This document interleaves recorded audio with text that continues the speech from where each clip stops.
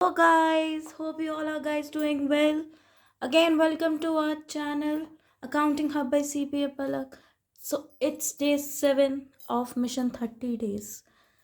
Without wasting your time, we'll start new topic and a very new chapter for today. We have to start it today on itself and also wind up this chapter today only.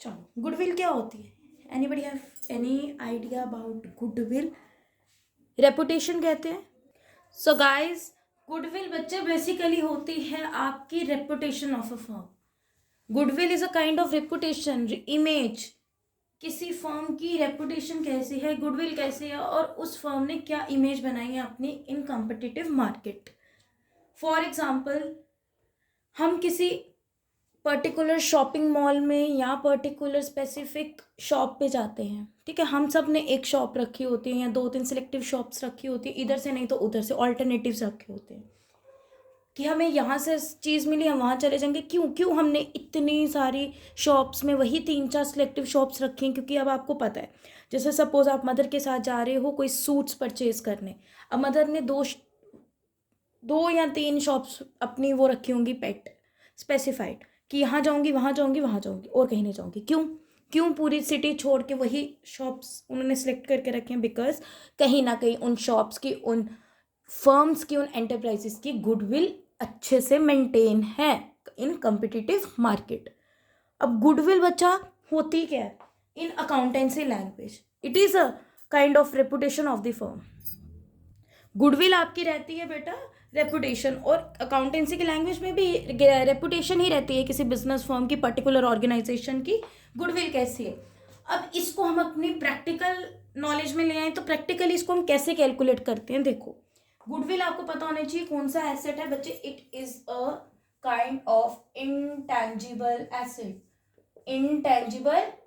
Asset which can't be seen can't be touch but can be felt हम इस चीज़ को feel कर सकते हैं intangible asset कौन से assets होते हैं बेटा it's a kind of non current assets but intangible assets in nature says कि ये वो एसेट्स होते हैं जिनको हम टच नहीं कर सकते देख नहीं सकते but only thing we felt that for example intangible asset में गुडविल आ गई पेटेंट्स आ गए कॉपीराइट आ गई आपके ट्रेडमार्क्स एक्सेट्रा माइनिंग राइट्स आ गई बहुत कुछ आता है अब बेसिकली गुडविल के मेथड्स क्या रहते हैं methods of valuation of goodwill के मेथड्स क्या रहने वाले हैं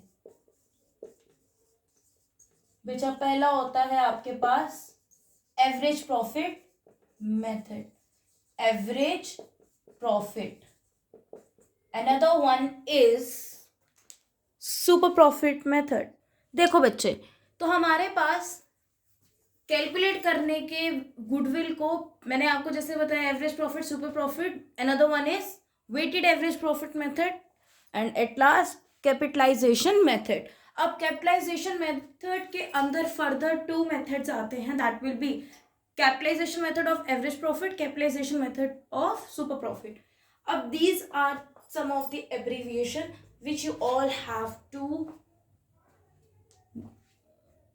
know about ठीक है गाइस देखो AP stands for average profit SP stands for super profit SOP stands for sum of profit NP stands for normal profit CE or cap dot EMP stands for capital employed AW stands for average weight NRR stands for normal rate of return G/W stands for goodwill you have to know about these abbreviations because in future it will definitely help you in the board examination सबसे पहले एक top पे नाम लिख ली full form लिख ली bracket में show कर दिया एवरेज प्रॉफिट के सपोज AP अब आप आगे क्वेश्चन में AP यूज कर सकते हो no one will cut your marks देखो बच्चे अब एवरेज प्रॉफिट मेथड का फॉर्मूला होता है AP इज इक्वल टू इसमें पहले हमने एवरेज प्रॉफिट कैसे निकालना है sum of profit upon total number of years sum of profit कैसे निकाल लोगे सपोज आपके पास 3-4 साल का डाटा है उसके प्रॉफिट्स को प्लस कर लोगे फर्स्ट ईयर प्लस सेकेंड और अगर किसी साल में आपको लॉस हो गया तो लॉस को माइनस कर दोगे simply loss will be deducted from sum of profit निकालते time. Total number of year अगर 5 साल का डाटा है तो denominator will be 5 for total number of years. Goodwill कैसे निकालोगे एवरेज प्रॉफिट के थ्रू, average profit multiply by total number of years purchase, ये आपको क्वेश्चन में मेंशन होगा। Total number of year purchase जो है ये क्वेश्चन में गिवन होगा। बच्चे दो गड़बड़ियां करते थे, बच्चे कंफ्यूज हो जाते हैं किसमें, टोटल नंबर ऑफ ईयर्स में कंफ्यूज होते हैं, और दूसरा वो कंफ्यूज हो जाते हैं परचेज ईयर्स में कि परचेज ईयर कितने और नंबर ऑफ ईयर्स कितने। नंबर ऑफ ईयर्स हो गए जितने साल का डाटा गिवन है, डजंट मैटर किस साल प्रॉफिट हुआ है किस साल लॉस। अगर 5 साल का डाटा गिवन है तो total number of years will be 5। Years purchase आपको रिकमेंड होता है, क्वेश्चन में स्पेसिफिकली मेंशन होता है कि 3 years purchase, 4 years purchase, twice of purchase years, वो आपको अल्फाबेटिकली भी लिख के दिया होगा इन सेंटेंस, और आपको डिजिट्स में भी गिवन होगा, तो थोड़ा ध्यान रखना है। सुपर प्रॉफिट के थ्रू कैसे निकलती है गुडविल, सबसे पहले सुपर प्रॉफिट निकालना है, average profit minus normal profit. Average profit आता है निकालना। नॉर्मल प्रॉफिट कैसे निकलता है, कैपिटल एम्प्लॉयड इनटू एनआरआर।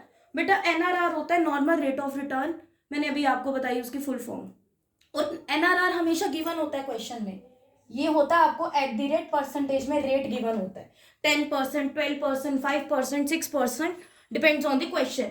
अब कैपिटल एम्प्लॉयड कैसे निकलेगा भैया, कैपिटल एम्प्लॉयड के निकालने के लिए इतने सारे फॉर्मूलाज हैं, क्वेश्चन पे डिपेंड कर रहा है कौन सा डाटा गिवन है। अगर सीधा आपको गिवन है कैपिटल इन्वेस्टेड की टोटल कैपिटल इतने इन्वेस्ट हुई है फॉर्म में, वही कैपिटल एम्प्लॉयड कंसिडर कर लोगे। अगर टोटल एसेट या आउटसाइड लाइबिलिटी या एक्सटर्नल या करंट लाइबिलिटी गिवन है तो ये वाला फॉर्मूला पुट होगा उस टाइम पे क्वेश्चन में। अगर खाली एसेट्स लाइबिलिटीज गिवन है तो एसेट्स माइनस लाइबिलिटी करके कैपिटल एम्प्लॉयड आ जाएगा। खाली नेट एसेट्स गिवन है तो net assets is equal to capital employed. How do we calculate net assets, non current plus fixed assets. और एक फॉर्मूला यूज होता है कैपिटल एम्प्लॉयड का, और long term borrowings plus share holders fund. Share holders fund के 2-3 नाम और होते हैं, इक्विटी, ओनर्स फंड या प्रोप्राइटर्स फंड। अब बेसिकली ये तो सुपर प्रॉफिट के अंदर इतने फॉर्मूलाज थे, कैसे निकलता है। अब सुपर प्रॉफिट के थ्रू गुडविल कैसे निकलती है, देखो कुछ नहीं है, सिर्फ एवरेज की जगह super profit into total number of years purchase आ जाएगा आपके पास, नो चेंज। बस एक एवरेज की जगह आपने सुपर ले लेना बेटा, ठीक है। देखो बच्चे, third method of valuing goodwill is weighted average profit method. अब वेटेड एवरेज प्रॉफिट मेथड देखो बच्चे निकलता कैसे, देखो first of all you have to make this table for calculating goodwill via और through weighted average profit method. सबसे पहले column year का, जितने ईयर्स गिवन होंगे वो एज इट इज आपने यहाँ पे कॉपी पेस्ट कर देना, जो प्रॉफिट की अमाउंट गिवन होगी वो भी कॉपी पेस्ट कर देना। वेट और प्रोडक्ट का आपने खुद कॉलम क्रिएट करना है। वेट कैसे अलॉट करना है, बहुत ईजी।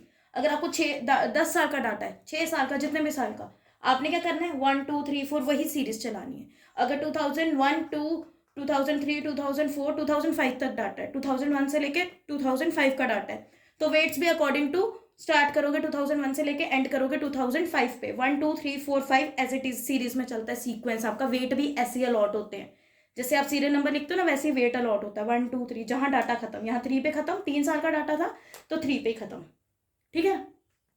टोटल करेंगे जितना भी होगा, अगर 6 साल होंगे तो 1 2 3 4 5 6 टोटल कर लेंगे। यहाँ पे 3 साल ही थे तो 1 2 3 को ऐड कर लिया, 3 6 आ गया इसका सम वेट।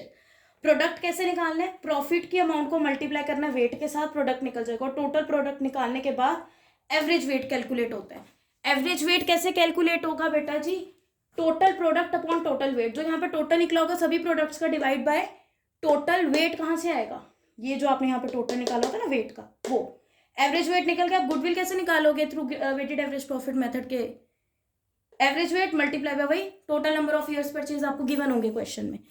एट लास्ट बच्चे हमारे पास फोर्थ मेथड है वैल्यूएशन ऑफ गुडविल का, कैपिटलाइजेशन मेथड। सबसे इजी है capitalisation method of average profit. कैसे निकलता है, इसके अंदर 2 आते हैं कैपिटलाइजेशन मेथड में फर्दर। पहला की capitalisation method of average profit, capitalisation method of super profit. अब capitalisation method of average profit का फॉर्मूला एक ही रहने वाला है, average profit into 100 upon NRR. जो भी एनआरआर होगा, सपोज 5%, तो 5 डिनोमिनेटर 100 ऊपर, 18% तो 18 डिनोमिनेटर, न्यूमिनेटर में 100 ही रहेगा। 100 कहीं नहीं जाने वाला, जितना भी परसेंटेज रेट होगा वो रेट नीचे लिखोगे, 100 ऊपर रहेगा।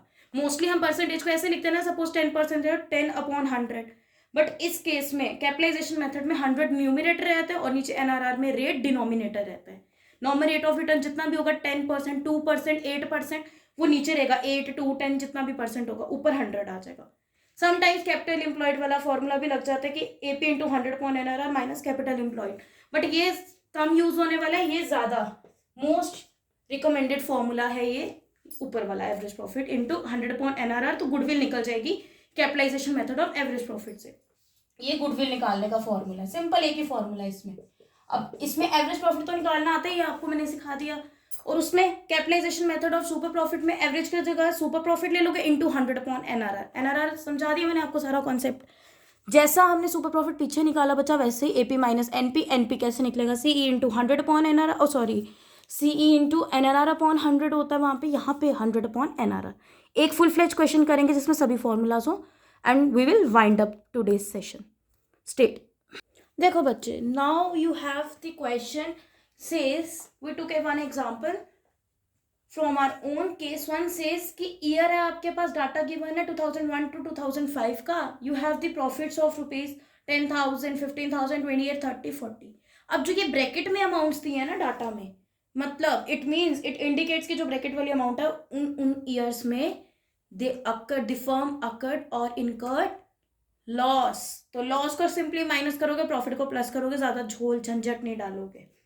सिंपली कैलकुलेट करना है हमने किसके थ्रू, ये डाटा गिवन है तो एवरेज प्रॉफिट लिखा भी उन्होंने। You have to calculate, you have to determine firm's goodwill for 3 years purchase, number of year purchase 3 आ गए। Using average profit method books close हो रही है 31 मार्च 2005। एवरेज प्रॉफिट का सिंपली फॉर्मूला जो आपको पता है इसमें लगना है क्या, sum of profits upon total number of years. How do we calculate, see simply लिखोगे आप 2001 प्लस माइनस होगा 2002 क्योंकि उस ईयर में लॉस हुआ है, firm incurred loss, plus 2003 minus 2004 plus 2005। How much, sorry how many years, number of years 1, 2, 3, 4, 5। We have 5 number of years, 5 in the question. And what will be the amounts, 15,000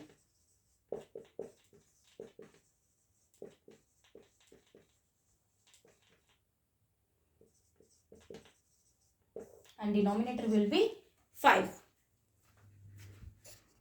Now we'll continue. 30,000 plus 40.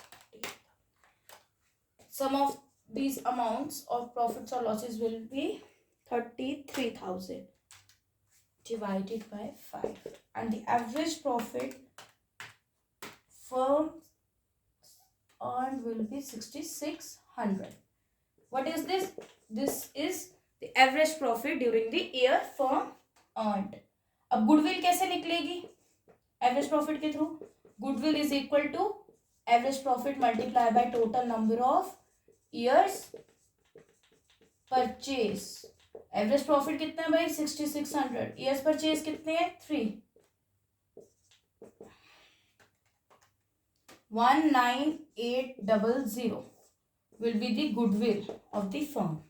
Any doubt till this?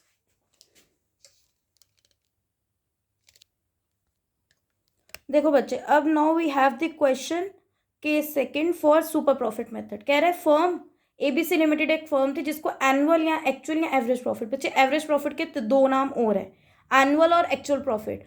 अब वो given है आपको 20,000, outside liabilities 18,000, assets आपको given है 1,20,000 के, और normal rate of return it means NRR आपको 5% given है। गुडविल निकालनी है फर्म की, 2 years परचेज आपको गिवन है, नंबर ऑफ परचेज ईयर भी। अब क्या आपको इस क्वेश्चन में मेरे को बताओ, कहीं लिख के स्पेसिफिकली मेंशन है कि आपने सुपर प्रॉफिट मेथड के थ्रू निकालनी है गुडविल? नहीं। अब आपने ये खुद आइडेंटिफिकेशन रखनी है, आइडेंटिफाई करना है इसमें क्या डाटा गिवन है। एनआरआर किस में आता है, सुपर प्रॉफिट में आता है, और कहीं पे नहीं लिख, और क्या बोलते हैं इसमें आउटसाइड लाइबिलिटीज है, वो कैपिटल एम्प्लॉयड किसका पार्ट है, सुपर प्रॉफिट का। कैपिटलाइजेशन जब तक स्पेसिफिकली मेंशन नहीं होगा कैपिटलाइजेशन मेथड, तब तक वो वाला मेथड नहीं अप्लाई होगा। Now will continue with the solution. Super profit, what is the formula of super profit? I have already taught you about that, average minus normal profit. Now मैं अब ये short form abbreviations use कर रही हूँ. I don't think so कि अब किसी को कोई डाउट होना चाहिए इसमें कि ये किसकी शॉर्ट फॉर्म आ गई भाई. तो ये सब मैंने आपको बता दिया प्रीवियस पार्ट में. अभी तो देखो एवरेज प्रॉफिट कितना गिवन है आपको, गिवन है कि निकालना है, निकाल के दिया है तो और अच्छी बात है. 20,000 एवरेज प्रॉफिट गिवन है आपको क्वेश्चन में. At the top of average profit given है हमें 20,000. फर्म को आउटसाइड लायबिलिटीज. अच्छा नॉर्मल प्रॉफिट गिवन है क्या, नहीं, वो निकालना पड़ेगा. कैसे निकालते हैं normal profit, capital employed multiply by बच्चे NRR. कैपिटल एम्प्लॉयड के नाम पे क्या दिए, कौन इतने फॉर्मूलाज बताए हैं. इधर दिया आउटसाइड लायबिलिटीज जिसको एक्सटर्नल लायबिलिटीज बोलते हैं, और एसेट्स दिए हैं. तो ये वो वाला फॉर्मूला आ गया उन 6 में से. टोटल एसेट्स माइनस आउटसाइड या फिर एक्सटर्नल या फिर current liabilities.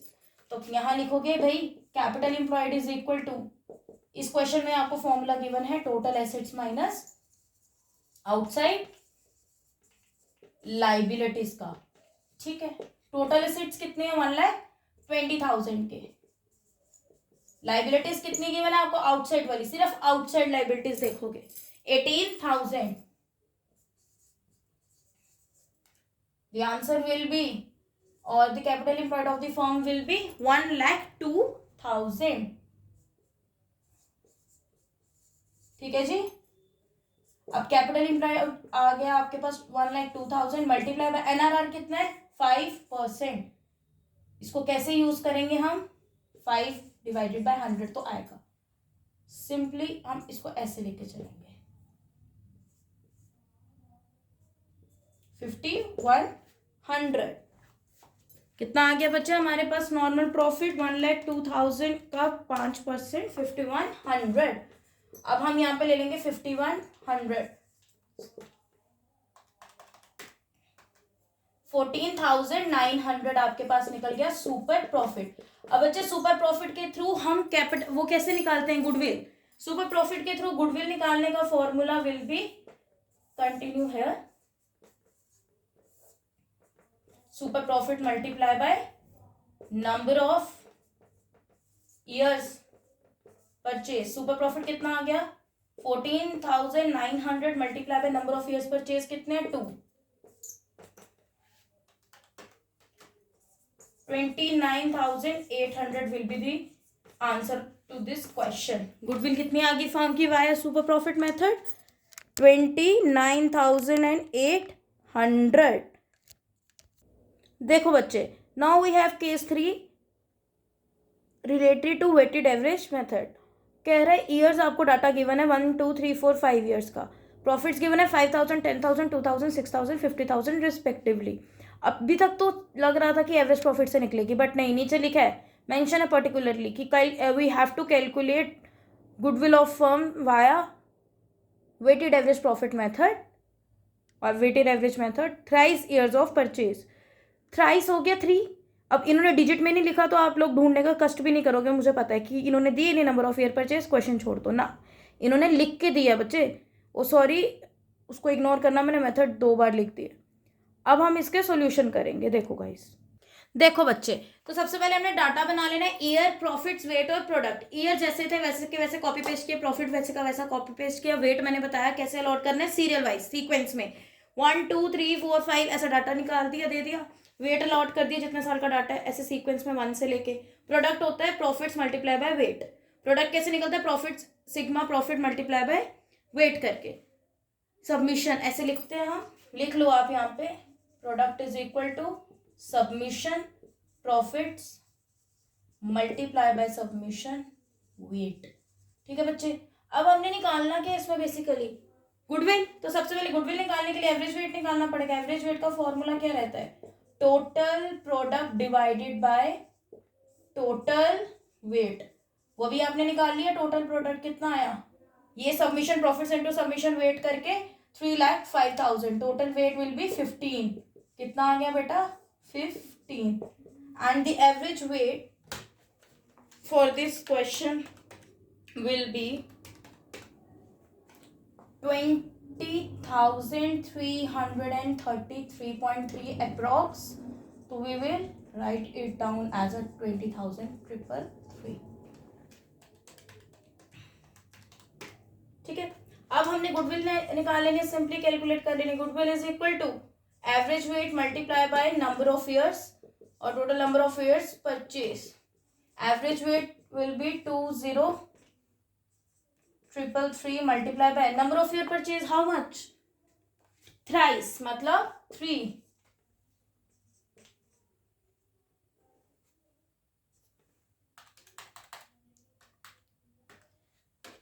60,999 will be the goodwill of the firm, or you can say that 0.9 भी कह सकते हो आप, ठीक है बेटा। 20,333.333 multiply by 3 is equals to almost 60,999 point something. ठीक है बच्चे, तो आप इसको 61 भी अप्रॉक्स ले सकते हो। And you got 61,000 goodwill of the firm through average weighted profit method. देखो बच्चे, अब ये लास्ट केस है कैपिटलाइजेशन मेथड का, जो सबसे इजी है, most easy method of valuing goodwill of the firm. इसमें एवरेज प्रॉफिट डायरेक्टली गिवन है, एनुअल या एक्चुअल प्रॉफिट जिसको कहते हैं, सुपर प्रॉफिट भी गिवन है, एनआरआर भी। Simply you have to determine और कैलकुलेट और measure goodwill through capitalisation method of average profit and super profit respectively. Simple formula लगाओगे, ठीक है बेटा। अगर नहीं तो एवरेज प्रॉफिट निकालना तो आपको आता ही है, डाटा गिवन होगा, एवरेज प्रॉफिट निकाल के फॉर्मूला पुट कर देना। सुपर प्रॉफिट भी आपको सिखा दिया। देखो अब देखो बेटा, अब इस क्वेश्चन में हमने सिंपली फॉर्मूला पुट कर लिया। Goodwill is equal to capitalisation method के थ्रू कि AP into 100/NRR। AP given था 10 लाख इंटू 100/NRR 10 था, वैसे सुपर प्रॉफिट में किया सेम कैपिटलाइजेशन का। बस इसमें फ़र्क ये है, the difference is only that कि अगर आपको डाटा क्लियरली नहीं मेंशन होगा, जैसे मैंने अभी बताया, तो सिंपली आपने क्या करना है, एवरेज प्रॉफिट को कैलकुलेट कर लेना। डाटा उसका तो गिवन ही होगा ना, जैसा मैंने सिखाया, तो वही अमाउंट यहाँ के पुट करके, ये तो आपको ऑलरेडी गिवन है एनआरआर ऊपर, तो 100 फॉर्मूले का, वैसे सुपर प्रॉफिट निकाल लोगे। So now here the goodwill chapter ends. बस इसमें आपको थोड़े मेन पॉइंट्स हैं जो मैंने अभी आपको क्लियर करने हैं। देखो बेटा, देखो बच्चे, ये इंपॉर्टेंट पॉइंट्स में सबसे पहला इंपॉर्टेंट पॉइंट ये है, आपको एबनॉर्मल लॉस और एबनॉर्मल गेन का कॉन्सेप्ट, कि एबनॉर्मल लॉस एबनॉर्मल गेन कोई अलग टॉपिक नहीं है, ये एवरेज प्रॉफिट के अंदर ही आता है। देखो बच्चे, जब हमने एवरेज प्रॉफिट कैलकुलेट करना होता है, सिंपली मैंने आपको फॉर्मूला बताया, sum of profit upon total number of years. But वहाँ पे आपको कई बार ऐसे, जैसे मैंने ब्रैकेट्स में मेंशन किया है, एबनॉर्मल लॉस एबनॉर्मल गेन या ऐसा गेन कुछ दिख जाता है, इसका क्या ट्रीटमेंट है, और ये रेम्यूनरेशन भी आ जाता है जब, तो remuneration kind of wages, kind of salary रहती है, वैसे इसको वेजेस ज़्यादा कंसिडर करते हैं हम, ठीक है। अब देखो सिंपली है, आपने जब एवरेज प्रॉफिट में सम ऑफ प्रॉफिट निकालना है, तो वहां पे हम लेते हैं ना ईयर 1 का 10,000, बट अब नहीं, अब ब्रैकेट में जब एबनॉर्मल लॉस एबनॉर्मल गेन या कोई गेन लॉस कुछ ऐसा ब्रैकेट में अलग से स्पेसिफिकली मेंशन होता है, लाइक दिस क्वेश्चन, तो वो एग्जैक्ट प्रॉफिट या लॉस कंसिडर नहीं करते हम उस ईयर का। अब सपोज यहाँ पे फर्स्ट ईयर में ब्रैकेट में मेंशन है गेन लॉस गेन है, तो इसको ये 10,000 एग्जैक्ट नहीं है, अभी कैलकुलेट करना है हमने एग्जैक्ट। सेकंड में कोई एडिशनल इन्फॉर्मेशन है 18,000 में, ना नथिंग, तो ये एग्जैक्ट है सेकंड ईयर का। थर्ड में भी है, फोर्थ में भी है। अब हम इसकी एडिशनल इन्फॉर्मेशन को क्या करेंगे, सिंपली देखो, जब प्रॉफिट होगा, मतलब एबनॉर्मल प्रॉफिट होगा, एबनॉर्मल गेन जिसको बोलते हैं, आपने लिखना है calculation of actual profits of underscore, यहाँ ईयर आ जाएगा, किस किस ईयर का निकालना है। पहले हमने फर्स्ट ईयर का निकालना है, तो amount will be 10,000। Abnormal gain याद रखोगे, एबनॉर्मल गेन, गेन के नाम में है प्लस होना चाहिए, बट होगा ऑपोजिट ट्रीटमेंट, माइनस होगा, यहाँ लिखोगे लेस, होना प्लस चाहिए पर एबनॉर्मल गेन होता माइनस है। एबनॉर्मल गेन कितने का हुआ बेटा, 1,000, आपके पास आया 9,000। ऐसे ही हम करेंगे बाकी ईयर्स का भी। थर्ड ईयर में भी था, तो थर्ड ईयर का भी लेंगे।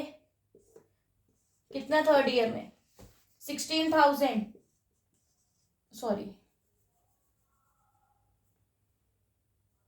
वेट अ मिनट, 16,000 और लेस करना हमने क्या इसमें, एबनॉर्मल गेन अगेन, तो लेस होगा, खाली गेन एबनॉर्मल गेन जितना जो मर्जी हो लेस ही होगा। Abnormal gain how much, 5,000 in third year. 11,000 actual profit आया थर्ड ईयर का। अब ऐसे ही हमने इसमें फोर्थ ईयर में भी एडिशनल है, तो फोर्थ ईयर में क्या हुआ था प्रॉफिट 40,000 का। अब एबनॉर्मल लॉस है तो ऐड होगा, एबनॉर्मल लॉस क्या होगा, ऐड होगा, आपका लॉस माइनस होना चाहिए पर इसमें ऐड होगा, एबनॉर्मल गेन प्लस होना चाहिए गेन पर होगा माइनस। कितने का इसमें लॉस हुआ, 10,000 एबनॉर्मल लॉस, 30,000। देखो पुत्र जी, अब आप बोलोगे ये एबनॉर्मल चीज क्या है। एबनॉर्मल चीज का मतलब हो गया एबनॉर्मल गेन एबनॉर्मल लॉस का, कि जो नॉर्मल नहीं होता, इसके नाम में ही है ना, नॉर्मल नहीं है ये, अनसर्टन है, जो सडनली हो जाता है एकदम। तो एबनॉर्मल गेन माइनस होता है, एबनॉर्मल लॉस प्लस होता है। अब जब आप सम ऑफ प्रॉफिट लोगे, क्या लोगे बेटा, सम ऑफ प्रॉफिट लोगे ना, वेट देखो बेटा, अब एवरेज प्रॉफिट आपका कैसे निकलेगा इस केस में, जब एबनॉर्मल गेस एबनॉर्मल लॉस घुस जाएगा क्वेश्चन में। तो सम ऑफ प्रॉफिट गिवन है आपको, अब ऐसे निकालोगे, 10,000 नहीं लोगे अब फर्स्ट ईयर का, अब जो एक्चुअल निकाला है वो लोगे, एबनॉर्मल गेन एबनॉर्मल लॉस के बाद वाला एक्चुअल कंसीडर होता है 9,000। सेकेंड ईयर में कुछ हुआ था एडिशनल ट्रीटमेंट, नथिंग, तो वही रहेगा 18,000। थर्ड ईयर में कुछ हुआ था, बिल्कुल हुआ था, अब हम थर्ड ईयर में 16,000 नहीं, ये 11,000 कंसिडर करेंगे after the treatment of additional information. Fourth year में हुआ था, हाँ 40,000 नहीं, अब कौन सा कंसिडर करेंगे, अब हम this one after abnormal treatment 30,000 divided by denominator में total number of years, how much, इसको हम कैलकुलेट कर लेंगे 68, 11 plus 9 20, 20 plus 30 50 and 18 68,000 divided by 4, and what will be the answer, C। देखो बेटा 17,000 निकल गया एवरेज प्रॉफिट, बट आप इसको एवरेज प्रॉफिट नहीं बोलोगे क्योंकि इसमें रेमनरेशन भी थी, तो रेमनरेशन माइनस होती है जब हम ऐसे एवरेज प्रॉफिट निकालते हैं ना एबनॉर्मल लॉस गेन के बाद। देखो एबनॉर्मल लॉस गेन के साथ भी रेमनरेशन आ सकती है, उनके बिना भी, कि सिंपल क्वेश्चन होगा, सिंपल डाटा गिवन होगा, कोई एबनॉर्मल गेन लॉस कुछ नहीं होगा, रेमनरेशन आ जाएगी, तो सिंपली एवरेज प्रॉफिट कैलकुलेट करोगे ऐसे, इसमें से माइनस करोगे रेमनरेशन, हमने ली थी रेमनरेशन 12,000, तो कितना आ गया आपके पास 5,000। अब ये जो निकला आपका, ये होता है आपका बेसिकली एवरेज मेंटेनेबल, या फिर जिसको हम बोलते हैं बेटा एवरेज एडजस्टेड प्रॉफिट, कंसीडर इसको एवरेज प्रॉफिट ही करते हैं। अब जब हम गुडविल निकालेंगे, average profit multiply by number of years purchase, तो यहाँ पे एवरेज प्रॉफिट अब हम कौन सा कंसीडर करेंगे, 17,000 या फिर आपका 5,000, बिल्कुल आपका 5,000 कंसीडर होगा, ठीक है बेटा, क्या कंसीडर होगा 5,000 multiply by number of year purchase, मैंने लिखा नहीं क्वेश्चन में, हम लेके चलते हैं 5 गिवन है हमें, तो the goodwill of the firm will be 25,000। ऐसे ट्रीटमेंट रहता है अगर रेमनरेशन हो, एवरेज प्रॉफिट निकालोगे सिंपल, माइनस करोगे रेमनरेशन, उसके बाद आपके पास आंसर में आएगा एवरेज एडजस्टेड या फिर एवरेज मेंटेनेबल प्रॉफिट। और एक लास्ट पॉइंट और है, देखो बच्चे ओवर वैल्यू और अंडर वैल्यू। ओवर वैल्यू में आप क्या डालोगे, ओवर वैल्यू में आप डालोगे कि वर्ड ओवर वैल्यू का क्या मतलब है कि बढ़ गया है, ओवर हो गया, अब उसको कम करना है, ओवर वैल्यू जहां पे लिखा होगा उसको माइनस करोगे। अंडर वैल्यू कम है, बढ़ाना है, अंडर वैल्यू जहां लिखा होगा उसको प्लस करोगे, सिंपली ओवर वैल्यू माइनस होता है, अंडर वैल्यू प्लस होता है। अब कहीं पे लिखा होगा एग्जाम्पल में, फॉर एग्जाम्पल आपको लिखा होगा क्लोजिंग स्टॉक ओवर वैल्यू, ऐसे डाटा में किसी भी ईयर में घुसा दिया होगा, 4-5 साल का डाटा आपको गिवन होगा और उसमें किसी भी ईयर में आपको घुसा दिया होगा closing stock under over value this year. अब क्लोजिंग स्टॉक ओवर वैल्यू जितना भी होगा उसमें ओवर वैल्यू वाला क्लोजिंग स्टॉक माइनस हो जाएगा और अगले साल ओपनिंग स्टॉक में वो अमाउंट प्लस हो जाएगी, ठीक है, क्लोजिंग में माइनस हो जाएगी, अगले साल वही अमाउंट ओपनिंग में जाके प्लस हो जाएगी। वाइस वर्सा अंडर वैल्यू में लिख रहा है क्लोजिंग स्टॉक आपका अंडर वैल्यू है, क्लोजिंग स्टॉक में प्लस हो जाएगी अमाउंट और ओपनिंग स्टॉक में वही अमाउंट अगले साल माइनस हो जाएगी। और सेम अगर ओपनिंग स्टॉक ओवर वैल्यू हो रहा है तो ओपनिंग स्टॉक में माइनस होगी अमाउंट और क्लोजिंग में प्लस हो जाएगी। अगर ओपनिंग स्टॉक अंडर वैल्यू हो रहा है तो ओपनिंग स्टॉक में प्लस हो जाएगा और अगले साल क्लोजिंग स्टॉक में माइनस हो जाएगा। Hope I have cleared each and every doubt in this session today. और यहीं से हम आपसे अब विदा लेते हैं for today. Kindly study, and if anyone facing any kind of doubt regarding this session in the lecture, kindly let me know in the comment section. I'm always be there for you all. Do subscribe, like, share, comment, and press the bell icon. For that you will never miss any video. Okay guys, we'll meet on tomorrow and we'll continue our day 8 of mission 30 days on tomorrow. Till that, be healthy, please पढ़ो, stay tuned on the channel for regarding recent updates. ठीक है, पढ़ो बच्चा घर पे. Thank you.